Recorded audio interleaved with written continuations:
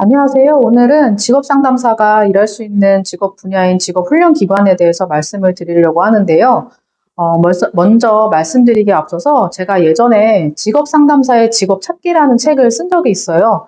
이 책은 수험서는 아니고 직업 상담사들이 할 수 있는 분야에 대해서 잘 작성이 되어 있는 책이기도 하고 입직할 수 있는 방법이라든지 이런 내용들이 나와 있는 책이거든요.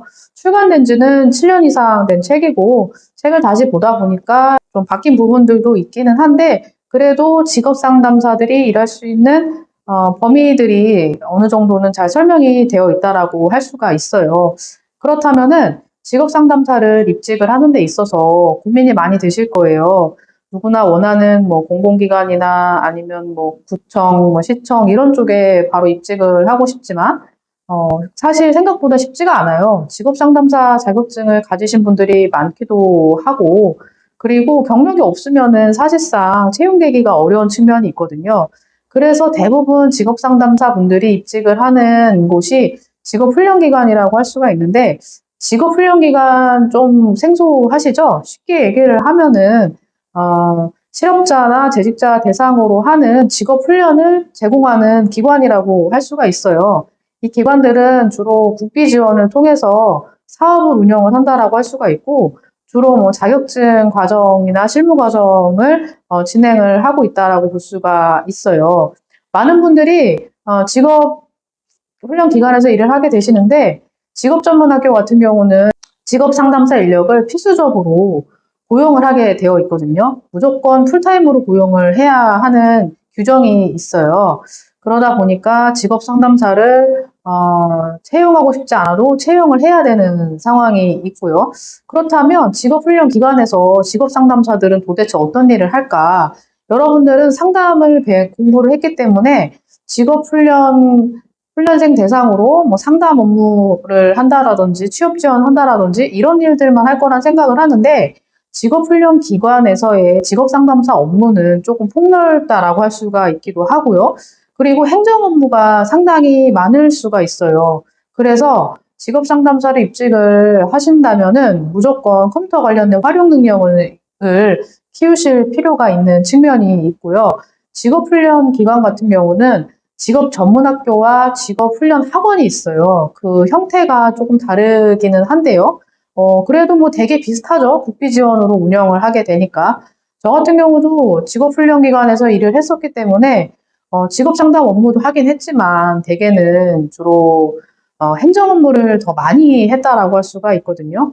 왜냐하면은 국비 지원을 받기 때문에 사실상 3년에 한 번씩 평가를 받아야 되는 게 있어요. 평가를 받아야지만 그 평가에서 기관인증 평가를 통과를 해야지만 사업을 받을 수가 있는 거거든요. 근데 만약에 훈련기간 평가를 통과하지 못하게 되면은 사실상 그 기관은 문을 닫아야 되는 상황이 생길 수가 있는 거예요. 그렇다 보니까 평가에 많은 시간을 소요하게 되고, 그리고 직업 상담사 분들도 그 업무에 투입이 될 수밖에 없는 거죠. 업무가 딱딱 나눠져서 있으면 너무나 좋은데, 아마 처음 입직을 하시게 되면은 행정 인력 한 분, 그리고 직업 상담사 한 분, 혹은 행정 인력 자체가 없고 직업 상담사가 행정 업무까지 해야 되는 그런 상황이 생길 수가 있는 거예요. 규모가 큰 기관들은 행정 인력도 여러 명 두고 직업 상담사도 한 명이 아니라 2명 정도까지 두고 할 수 있겠지만 대개는 그런 부분이 어렵고 영세한 기관들이 많다 보니까 직업 상담사를 한 명 이상 잘 두지 않으려고 하는 경향들도 있는 거예요. 취업 실적이 굉장히 중요하다라는 것을 알고는 있지만 사실상 취업 같은 경우는 훈련기관에서 구직자분들한테 취업해라 한다 해도 사실 이분들이 취업을 잘 열심히 안 하실 수도 있고요. 본인들이 또 알아서 찾아서 취업을 나가기도 해요. 다만 직업상담사분들이 알아서 취업하면 되지 이렇게 생각하기보다는 전화를 한다든지 취업을 독려하는 거죠. 이제 구직 훈련을 또 받으셨는데 취업을 좀 해보시는 게 어떻겠냐 이렇게 또 말씀을 또 드리기도 하고 또 어떤 경우는 아예 전화를 안 받아요. 전화를 아예 그냥 꺼버리는 거죠. 귀찮은 거예요. 아예 전화를 안 받아버리는 경우도 많고, 일을 하면서 많은 어려움이 생길 수밖에 없고요. 가장 제가 기억에 나는 일화는 지금은 고용보험 시스템이랑 HRD넷이랑 연계가 되어 있다 보니까 이분들이 취업을 하면 뭐 일용직이든 계약직이든 정규직이든 거의 보험 가입이 되거든요. 그래서 취업 여부가 바로 확인할 수가 있는데 제가 예전에 일했을 때는 그게 확인이 안 되는 시스템이었어요. 그래서 취업 확인서라는 것을 받아가지고 고용노동부에 이제 제출을 해야 됐었거든요. 그때 취업 확인서 받겠다고 얼마나 고생을 했는지 몰라요. 막 전화도 하고 심지어는 찾아가기도 했었어요. 취업 확인서 좀 제발 해달라고. 이런 경우도 있었고, 진짜 쉽지 않았거든요. 그 일을 하면서 또, 그리고 직업훈련기관에 오는 분들이 청년층, 그 다음에 중장년층이 되겠죠. 청년층 같은 경우는 지역마다 약간 특성 차이가 좀 있을 수가 있는데, 좀 지역적으로 약간 좀 취약한 지역인 경우는 취약한 청년층과 취약한 중장년층들이 많이 오시는 거예요. 그러면 이분들은 구직에 대한 의욕이 거의 없어요. 그냥 뭐 공부를 하러 왔는데 시간대로 오시는 분들도 있어요. 그런 분들은 집에만 있으면 또 부인이 잔소리하고 또 답답하고 무기력하니까 공부하러 나오는 거예요. 그런 분들을 상담할 때, 이게 지금 내가 뭐 하고 있는 거지? 이분들 의지도 없고 의욕도 없는데 내가 여기서 도대체 뭐 하고 있는 걸까? 이런 회의감이 많이 들어요. 근데 문제는 이분들을 취업 실적을 내야 된다는 거예요. 취업에 굉장히 집착을 할 수밖에 없고요. 왜냐하면은 훈련기간 이제 평가에서 지표가 있는데 현장 평가가 있고 그 다음에 취업 성과 평가가 있어요. 그러면 성과 평가 비중이 100점 만점 중에 한 60점 정도 되거든요. 그러면 거기에 취업률, 뭐 고용 유지율, 뭐 각각 뭐 여러 지표들이 들어 있는데 그 중에 취업률 지표가 가장 커요. 그 취업도 한 취업만 된다고 해서 되는 게 아니에요. 취업을 하고 나서도 계속적으로 그 회사에 유지가 돼야 돼요. 뭐 3개월만 이렇게 짧게 다니는 게 아니라 아무래도 오래오래 다니는 게 좋겠죠? 오래 다녀야 된다는 부분들. 이건 뭐 내 입으로 될 수 있는 게 아니잖아요. 그러면 뭐 계속 다녀달라 사정할 수도 없고. 어떤 경우는 취업을 어렵게 했는데 회사가 갑자기 사정이 생겨가지고 관둬야 되는 일이 생겨요. 저는 이런 전화도 많이 받았어요. 왜냐면 이분들이 직업훈련기관에서 공부를 하고 취업을 한다 해도 대기업에 갈 수 있는 게 아닌 거거든요. 뭐 중소기업이나 이 근방, 지역 산업단지 쪽으로 취업을 하시게 되는데 대부분 2차 협력업체가 많다는 거죠. 그럼 그분들이 일을 이제 시작을 했어요. 하다가 갑자기 뭐 대기업의 매주 일감이 끊겨가지고 일자리 잃게 되는 거예요. 그러면 회사가 하루아침에 없어지는 거예요. 제가 일하면서 그런 전화를 한두 번 받아본 적이 없어요. 특히 2008년도쯤이었나? 글로벌 경제 위기였을 때도 한번 기업들이 이제 휘청휘청 한번 했었거든요. 그럴 때도 그런 어려움들이 있었다라는 것들이 기억이 나고 가장 힘든 게 일단 취업 실적을 올리는 부분이 있고 그리고 행정적인 업무는 HRD넷을 잘 활용을 할 수가 있어야 되는데 HRD넷 시스템 자체는 그렇게 복잡하지 않고 잘 연습하고 익숙하게 하다 보면은 충분히 할 수 있는 시스템이거든요. 시스템 자체는 그런 대로 할 만해요. 근데 다만 훈련기관을 운영하면서 각종 생기는 그 평가 서류나 행정 서류들이 굉장히 많이 있어요. 기관 규모가 큰 경우는 이게 인트라넷 시스템을 통해서 다 관리가 되기 때문에 서류의 양이 좀 상대적으로 적어질 수밖에 없는데, 그렇지 않은 중소규모 같은 경우는 뭐 인트라넷 시스템을 쓸 이유가 없고 그만큼의 비용을 투자할 여력도 안 되기 때문에 전부 다 그 엑셀에 직접 입력을 해서 출력을 해서 대장 파일에 처리해 놓고 이런 작업들을 거쳐야 된다는 거예요. 제가 일했던 뭐 다양한 기관들, 뭐 공공도 있고 그다음 대학에서 일했을 때는 종이 문서가 없었거든요. 근데 아직까지 종이 문서를 쓰면서 일하는 기관들이 많이 있다는 거죠.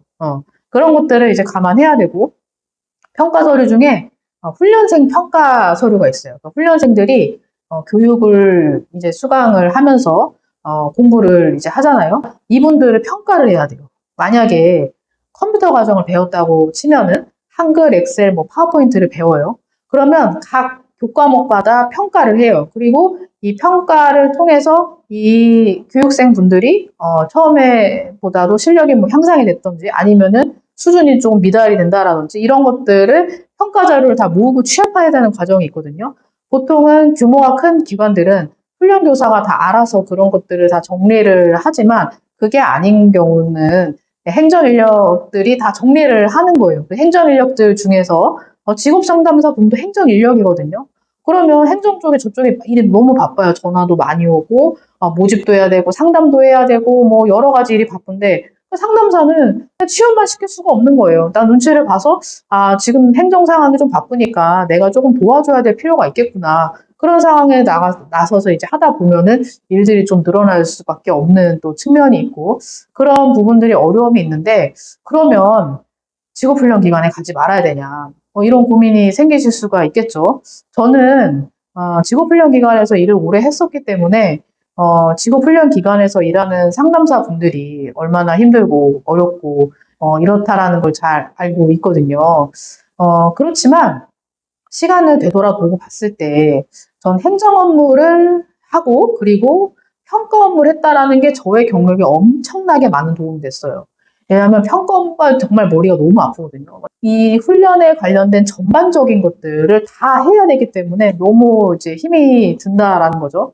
네, 그럼에도 불구하고 그 일에서 도움을 얻었던 거는 제가 대학에서도 있었고 뭐 공공기관에도 있었지만 거기서 사실 이런 행정 업무를 하는 일들이 좀 많다 보니까 제가 훈련기관에서 일했던 경험이 굉장히 도움이 많이 됐어요. 그리고 특히 훈련기관에서 일을 하면서 이 평가를 받잖아요. 평가를 받으려면 서류를 엄청 잘해야 돼요. 그러면 그런 서류들을 잘 짜내기 위해서 제 나름대로 많이 생각도 하고 해마다 업그레이드를 자꾸 이제 시키는 거죠. 그러면서 저의 문서 작업 능력도 늘어나게 되고 추후에 제가 뭐 지금 현재 박사학위를 했지만 뭐 연구 제안을 한다든지 이럴 때도 그런 행정 업무를 했던 경험들이 굉장히 많이 도움이 됐었고 그리고 추후에 제가 대학연구원에 일했을 때 경험을 좀 나눠드리려고 하는데 대학연구원에서 일했을 때도 대학도 평가를 받거든요. 저는 일을 하면서 내내 평가에 시달렸어요, 거의. 평가 업무가 주된 제 업무였어. 물론 직업 상담 업무도 많이 하기는 했지만 직업 상담에 대한 비중보다 행정과 평가에 관련된 일들이 비중이 더 높았어요. 그러니까 쉽게 얘기를 하면은 상담 업무가 30에서 40이면은 50에서 60이 거의 다 행정과 평가에 관련된 업무들이었던 거예요. 대개는 하기 싫어요. 그리고 그 일을 안 하고 싶어 하죠. 프리랜서로 일하시는 분들, 뭐 진로나 취업 강의하시는 분들, 이런 제안서 쓰는 거 행정 업무 하는 거 되게 싫어하시더라고요. 강사분들의 약간 특성이 아닌가 싶어요. 그런 것들이 있지만 싫어하는 것을 잘하면 그만큼 또 저한테 기회가 많이 오는 것 같더라고요. 그래서 훈련기관 같은 경우는 물론 입직을 하는 것은 다른 분야보다는 좀 더 쉬운 측면이 있다. 다만 연봉이나 이런 조건 등은 조금 더 다른 곳과 비교할 때 뭐 그게 엄청 많이 차이 나는 것 같지는 않아요. 신입 같은 경우는 어쨌든 전 최저임금에서 시작하는 것으로 알고 있거든요. 그렇지만 저는 평생 직장이라는 것은 없기 때문에 다양한 역할들을 나중에 할 수 있게 되는 것이고 뭐 그것이 각자가 지향하는 점들이 다 다르죠. 충분히 그렇게 생각하고 이해하거든요. 그러니까 그런 부분들을 고려할 때 훈련기간 경험은 굉장히 많은 도움이 됐었다라는 부분을 또 말씀을 드리고 싶고 또 이 영상을 보고 계시는 분 중에 나 훈련기간에서 일 진짜 못하겠다. 빨리 다른 곳 알아봐야겠다. 생각을 또 하실 수가 있겠죠. 그리고 또 이어서 말씀을 드리는 거는 계약직과 정규직에 대한 부분. 훈련기간에서 일을 하게 되면은 일단 기본적으로 정규직 채용을 해야 돼요. 9시에서 6시까지 일을 하게끔 훈련기간 지정 요건에, 시설 요건에 나와 있거든요. 그래서 정직원으로 거의 일을 하게 되고 본인이 싫어서 나가지 않는 이상은 대개는 일을 할 수 있을 때까지 할 수 있다라는 부분들이 좀 있거든요. 왜냐하면 공공기관이나 아니면 구청, 뭐 시청 이런 곳들은 다 계약직이고 뭐 11개월, 뭐 심하게는 뭐 6개월, 7개월 뭐 이렇게도 뽑는다는 거죠. 그렇기 때문에 그런 것들을 고려한다면 고용 안정성 면에서는 아무래도 훈련 기간이 더 나을 수도 있기는 하겠지만 그 부분들은 이제 여러분들께서 판단을 좀 해보셔야겠죠. 그래서 혹시라도 훈련 기간 직업 상담자 근무에 대해서 궁금하신 분들이 있다면은 저한테 이 관련된 내용을 좀 남겨주시면은 제가 댓글로 잘 말씀을 좀 드리도록 하겠습니다.